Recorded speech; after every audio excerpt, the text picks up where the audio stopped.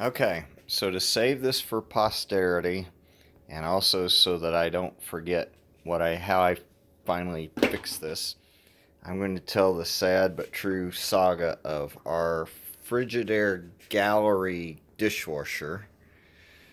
It's model FGID2474Q, which on or around, I think it was Friday or Saturday, January, what was it, 25th, decided to keep pumping continuously. And so no matter what we did, we turned the breaker off, we turned it back on, we held these buttons down, we turned the breaker off and back on while one of us held the button down, and it would show an I30. Now it's showing 30 minutes, which is fine. That's what it should be showing. But it wasn't showing anything else, it was just showing error code I30. So, started out by taking some filters out and things down here. Oh, and it's not hooked up to the wall, so it's going to tilt forward on me.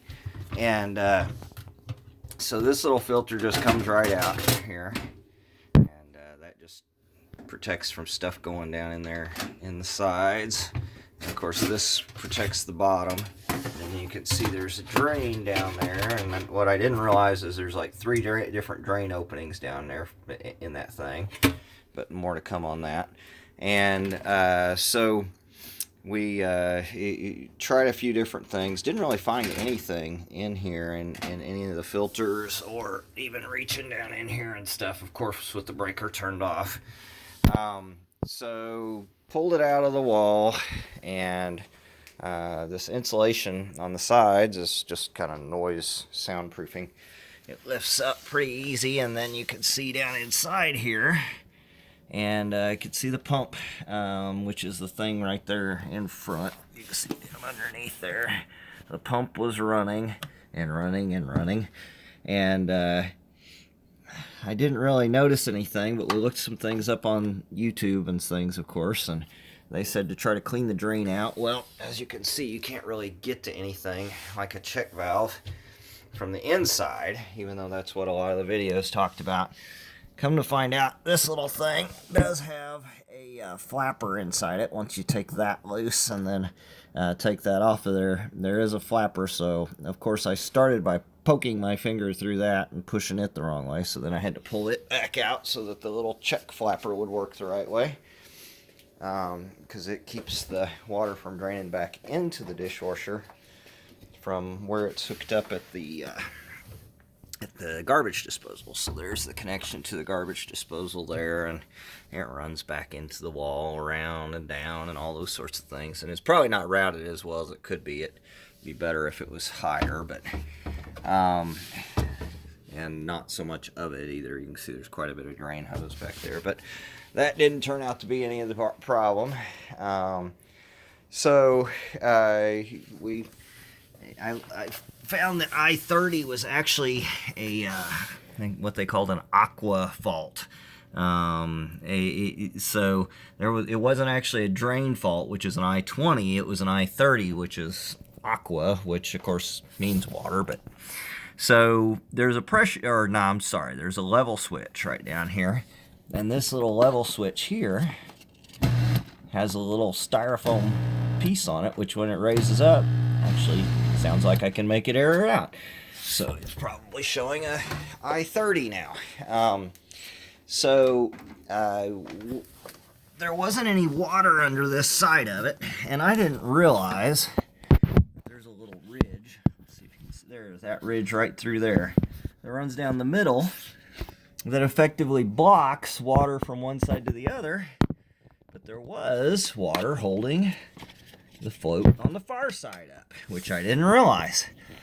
So I just messed with the float a little bit, made the switch make and break a couple times, and we turned the circuit breaker back on, and it went, at least for a little while. And so, of course, I was just wanting to be done with it, so I didn't reflect on the fact that high-level switches usually don't fail in that manner, fail closed, where they're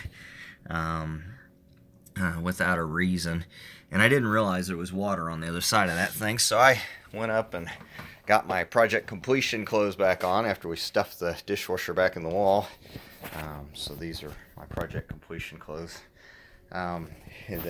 So was getting ready to go for a bike ride, which is a natural thing to do on a Sunday afternoon when it's 20 degrees out. And the dishwasher came back down and it was errored out on i30 again. So, I should mention that we did manage to take this all apart and try to clean out the drain. This thing here actually just pops out. There's two little ears that hold it in place, and you can pop that out from the bottom. You can take these screws off, and this thing will tilt up out of the way. The arm will. But that's about all you can get to from the top, so it didn't do us a whole lot of good. Put that together wrong. So, then I realized that there was water on the other side of this thing, and so I started cleaning water up and did some more looking on the internet and found that it didn't fault it out yet. Apparently that level switch must have to be up for a little while to fault it out. So when I looked underneath here, I pulled it back out and looked at it again, and there was actually water coming out of this, which I was like, why in the world would there be water coming out from inside the frame? But if you look up here, there's a little overflow thing that's kind of hard to see, but it's just a little reservoir with an overflow that dumps it down into the bottom tray here. And apparently that happens when the high pressure switch doesn't make. So I found a little forum where they were talking about these style dishwashers and that the high pressure switch could be a problem. And so I'm not going to take it back off there again because the thing it's kind of fragile. It's only got one little ear on the bottom holding it on there. But the high pressure switch, or the pressure sensor I should say, is this little thing. And I took it off of there, and just like they said on the internet, a little bit of slime came out of it, and I didn't realize there was a rubber seal, not really an O-ring, but almost like a grommet that goes on that thing that has to seal it. I hope I didn't move it around too much where it's going to have problems and leak now. I better double check that, because it will leak without that grommet, and I tried to put it back on there, and it's just a little black grommet. And so they said to clean it out with a Q-tip. I used a pipe cleaner, just something that's soft that you could get in there and just get the slime out with. And I got the slime out from the sump too, which of course is this main body of this thing. And the pressure sensor just goes into there. I honestly don't know if it's a sensor or a switch. But there is a control board in this thing, so it could very well be a sensor. And that was pretty much it.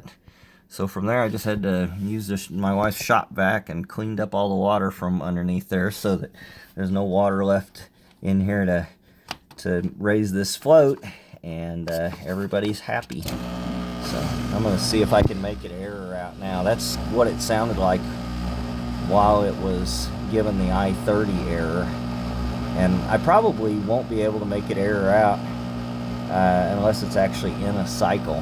But if it's in cycle and this bottom tray gets stuff in it and raises this float switch just like I'm doing with my hand right now, it will sit there and run and run and run, and I don't know how long it'll run. But you wouldn't think that little pump could run forever without burning up, so I'm not sure why they have that programmed as the error mode, but they do.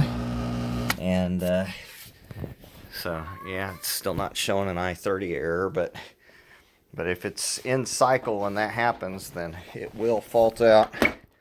Oh, there it is. Yeah, i30, and nothing else is lit, and it'll just show an i30 fault just like that. So there you have it. Pressure sensor. There's a little bit of slime in it, and so do be careful when you take that pressure sensor off, because like I said, there's only one little fragile tab, and there's a grommet inside that will fall out, and you can suck up with your shop vac if you're not careful, just like I did. Luckily, I realized it once I had leaks everywhere. It was leaking out of it like crazy, of course, when it tried to fill, and so I went looking for the little rubber grommet. Hope that helps, and maybe it'll even help me again someday if I run into this again and have problems with it again. Hopefully, not soon.